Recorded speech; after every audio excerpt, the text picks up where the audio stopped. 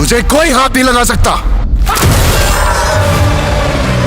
Salaar emerges as a cinematic 2D force, blending high-octane action with a compelling narrative. Directed with finesse, the film showcases breathtaking visuals, ensuring a gripping experience for action enthusiasts. The protagonist, portrayed with exceptional skill, embarks on a journey rife with challenges, seamlessly blending vulnerability with unyielding strength. The narrative is skillfully woven, maintaining a balance between intense action sequences and deep, emotional moments. The cinematography is a standout, capturing the grandeur of the landscapes and the intricacy of the action. The director's vision is evident in every frame, creating a visually stunning masterpiece. The sound design and score further elevate the film, perfectly complementing the visual spectacle.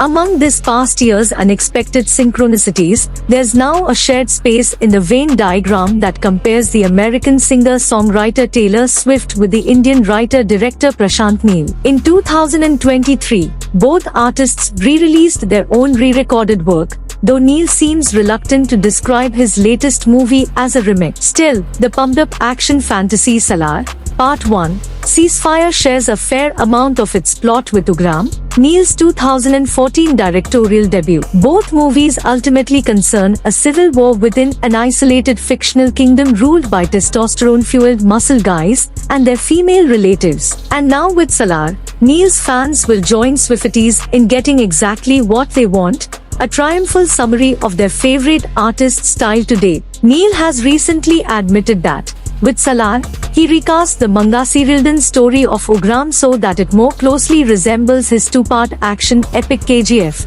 whose second half was the most expensive Kannada language movie production to date. Now only tied for second place, which is to say that Salaar also looks brownish gold and seems to have been filmed on a studio set designed to look like a Mad Max Fury Road-themed desert music festival. It's unusual, but not surprising to see Neel's influence predominate in Salaar. The pan-Indian blockbuster success of KGF was big enough to confirm a recent trend. Popular directors are now being sold to their mass audience public as visionary authors, thanks in no small part to the strong appeal of RRR director S.S. Rajamouli's brand of maximalist counterfeit-making. Before Rajamouli, Indian directors were rarely presented as being more important to a movie's success than their market-topping actors. Salaar also stars Prabhas, who played Bahubali, the brawny warrior king, in Bahubali, Rajamouli's trend-setting two-part historic romance. In interviews, Neel has said that some of the biggest differences between the stories of Ugram and Salaar were inspired by Prabhas and his co-star Prithiviraj Sukumaran. There's still no way to look at Salaar without seeing this as Neel's show,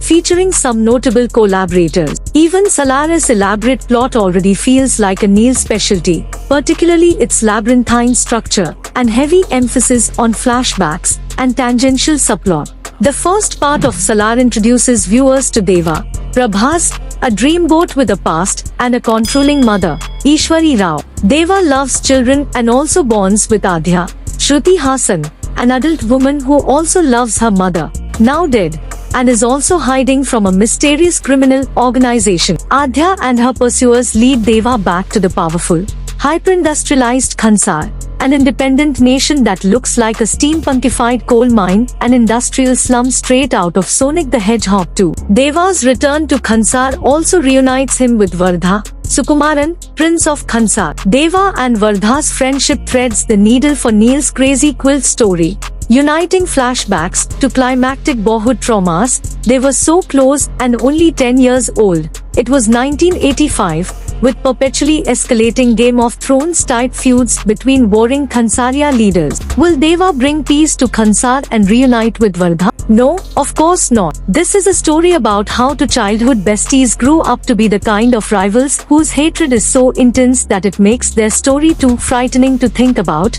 according to some appropriately overripe voiceover narration. That line's especially funny given that it's delivered right before the subtitle card, Part 1, Ceasefire, announces an intermission break. Would you like to know his story?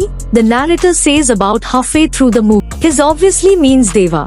but it could just as easily mean Neel, who plays up every on-screen movement as if it were a major dramatic event. Neel tends to overscore action with slow motion, a reverb-heavy score, and matching sound effects. He also favors Zack Snyder's speed ramping in his fight scenes, which alternately winds up and slows down set pieces so that they're more about poses than choreography. There's no question that Neel's the key to Salaar's success, so it's hard to get too upset for his reminding us with every italicized, bolded, and underlined flourish. This movie, like his last movies, feels like a calculated attempt at synthesizing a few different trends into the next megatrend, including the pan-Indian appeal of co-stars Prabhas, Telugu language, and Sukumaran, Malayalam. Neel retraces his steps with bolder, harder stresses, like when a group of women chant and shake their ankle bracelets in unison to thank Deva for delivering them from a tyrannical lord and his rapist son. Neel's become a more polished filmmaker since Sugram,